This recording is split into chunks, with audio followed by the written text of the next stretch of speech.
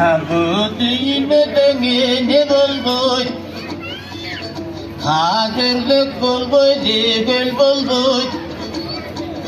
Kamkorluk körgünü halkına, piyiligenin digin bulbuy.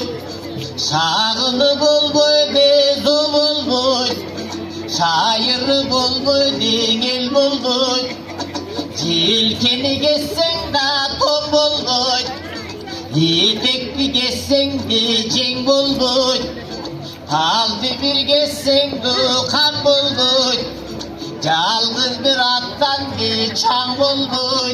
Cargılanı ve su bulbuy, tanan calgı sözü çu bulbuy. Ne bara geldi? Beş toğul bulbuy de cay bulbuy, yeni taradan bir bay bulbuy. Gök bolup yıldız den ay bulbuy, günü taradan bir şay bulbuy. Kum çoğulup de taş bulbuy, kul çoğulup de baş bulbuy. Irgadan katı de şiş bulbuy, alganın camandı bulgunsun amından bir kıyındın iş bulbuy. Arık bir gözünde terisi, al taş atsan beni bulbuy. Atadan camanı tuğkandı, akki yüzgene saldırıp anam götürgün benim bir bulbuy.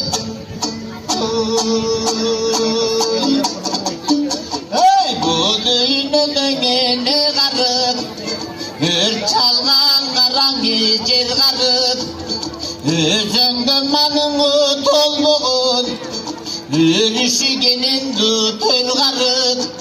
Bir çemli cergene jetmegince bir bindip sokkun decel garip. El cakalaydı konduğun, bete gelüdü gel garip. Girgeni çubadan ötmegince gelinip yatkan bir çöl garip. Bulduğuna dildi,